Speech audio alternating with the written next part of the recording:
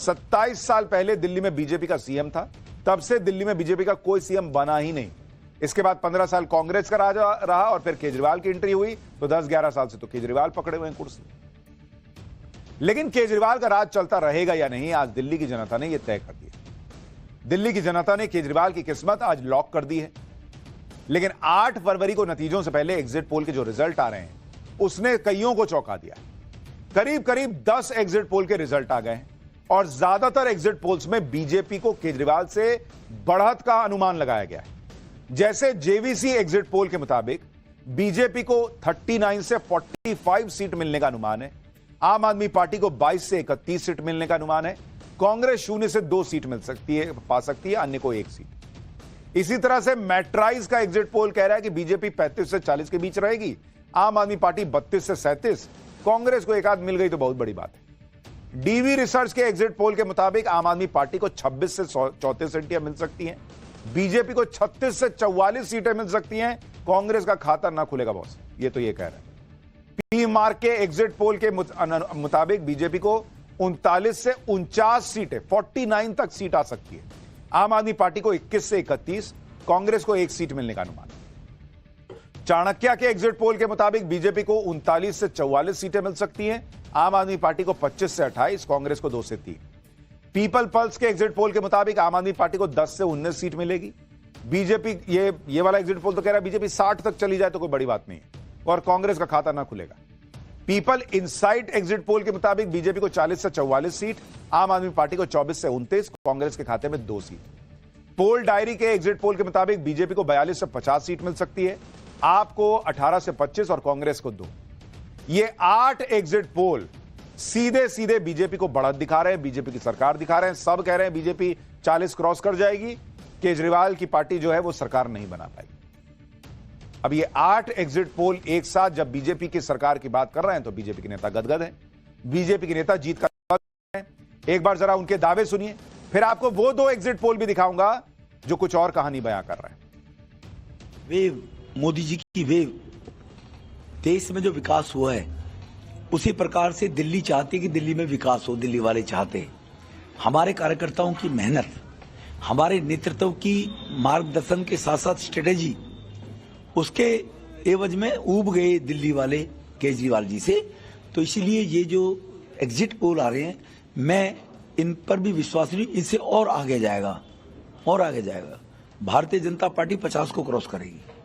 मैं दिल्ली की जनता को बधाई देता हूं कि दिल्ली की जनता ने बहुत प्यार और आशीर्वाद भारतीय जनता पार्टी को आज दिया और मैं अपने कार्यकर्ताओं को बहुत बधाई देता हूं कि बहुत शिद्दत और जुनून के साथ हम सब ने काम किया है और माननीय प्रधानमंत्री जी का नेतृत्व, माननीय राष्ट्रीय अध्यक्ष जी का नेतृत्व, इन सब ने जो ऊर्जा हम कार्यकर्ताओं को दी है।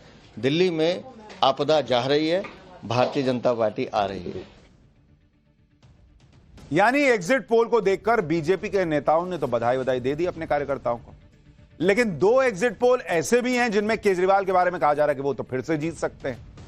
इसमें वी प्रिसाइड का एग्जिट पोल, जिसमें आम आदमी पार्टी को 46 से 52 सीटों का अनुमान है, बीजेपी को 18 से 23 सीट मिलने का अनुमान है और कांग्रेस को 1 सीट। एक और एग्जिट पोल है माइंड ब्रिंक, वो ये कह रहा है कि आम आदमी पार्टी को बड़ी बढ़त है, आम आदमी पार्टी 44 से 49 सीटें जीतेगी, बीजेपी को 21 से 25 सीटें मिल सकती हैं, कांग्रेस का खाता खुल जाए तो बड़ी बात। कांग्रेस का हाल इस वक्त विराट कोहली जैसा हो रखा है, रन बना दे तो बहुत बड़ी बात, वैसे ही कांग्रेस का खाता खुल जाए तो बहुत बड़ी बात। अगर इन सभी 10 एग्जिट पोल्स का औसत निकाला जाए तो क्या आंकड़ा निकलता है, पोल ऑफ पोल्स क्या कह रहे हैं, वो भी आपको बताता हूं। जो पोल ऑफ पोल्स का दावा है, सारे एग्जिट पोल का अगर आप एक तरह से उसका एवरेज निकालिएगा तो भैया इसको क्या हो गया, ये तो चलने से मना कर रहा है, अब चलेगा। हाँ, तो पोल ऑफ पोल्स जो है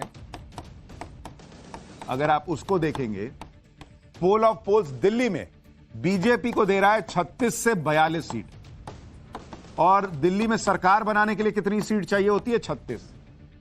यानी सारे एग्जिट पोल का एवरेज कह रहा है कि बीजेपी सरकार बना सकती है। आम आदमी पार्टी को पोल ऑफ पोल्स में अगर आप देखेंगे तो 27 से 33 सीट आ सकती है। अब ये 33 जो है वो 36 से बहुत दूर नहीं है, इसलिए आम आदमी पार्टी वाले भी अभी उम्मीद का दामन नहीं छोड़े। और कांग्रेस को लेकर सारे एग्जिट पोल को मिलाइएगा तो पोल ऑफ पोल्स कहता है कि कांग्रेस 0 से 1 सीट आ सकती है। यानी सारे एग्जिट पोल के एवरेज में बीजेपी को आम आदमी पार्टी से थोड़ी बढ़त दिख रही है।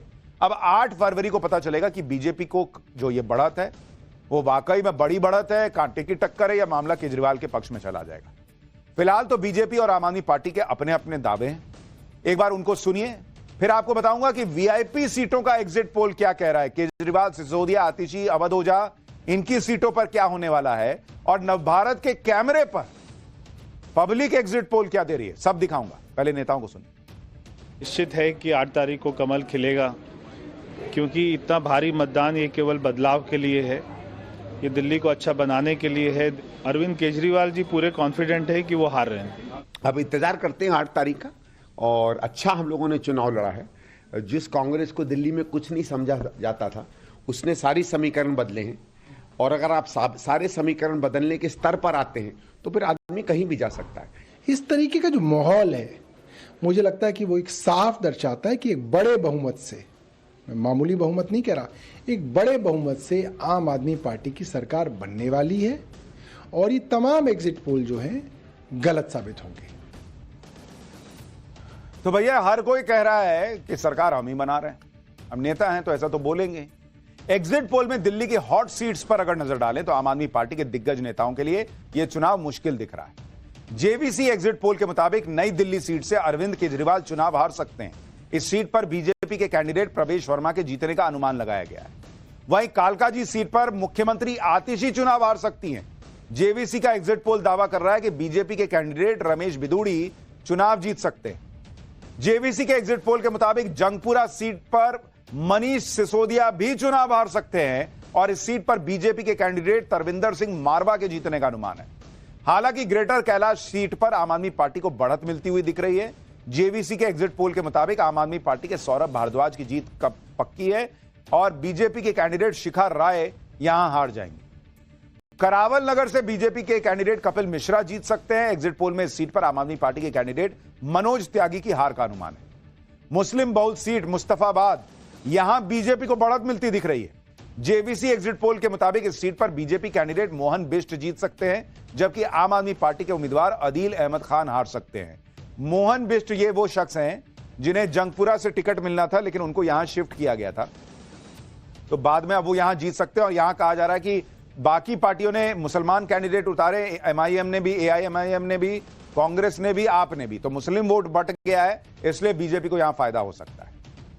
यानी एक तरफ एग्जिट पोल अपना रिजल्ट बता रहे हैं, दूसरी तरफ सट्टा बाजार में भी जबरदस्त हलचल मची हुई है।